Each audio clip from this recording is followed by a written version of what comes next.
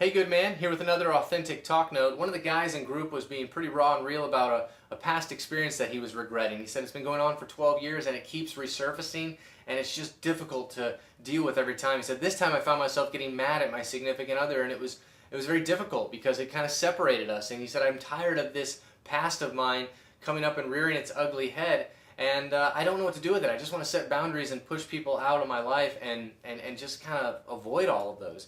And we got processing in group and we said, what if there's something going on here? What if there's something that you could be learning from this pain, and maybe there's a different approach that you could take rather than holding on to it and feeling terrible about your past and letting other people remind you of these things, but truly forgiving yourself and letting yourself feel grace and unconditional love rather than looking for ways that you're guilty or knowing that you're guilty about something that happened 12 years ago. He said, I'm a different person now and I understand what that was operating out of now, but I didn't understand back then.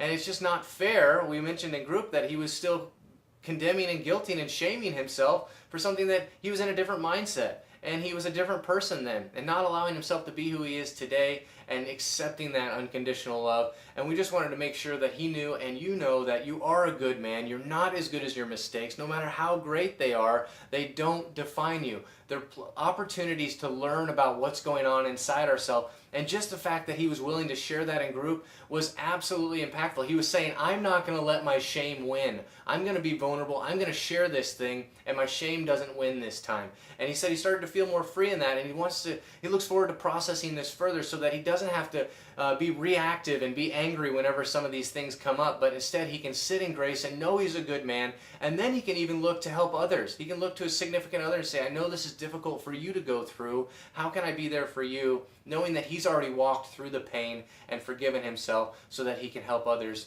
do the same. For the call to authenticity is, don't let your shame handicap you. Don't push that down. Don't hide from it, but find a place where you can open up and give yourself grace and let other people give you grace as well. That will then in turn allow you to offer that same grace to others, help them work through it. As you're in a good place, you'll know how to walk them through it and not feeling shame along the way. As far as the holistic side of things go, this is really emotional and spiritual. We're dealing with our emotions. How do we handle those things as guys? This is usually where we suck. And our spiritual, how's your spiritual health setting you free of these things rather than just being as good as what we've done in the past? All right, there's your ATN for today. Have a great one, good man.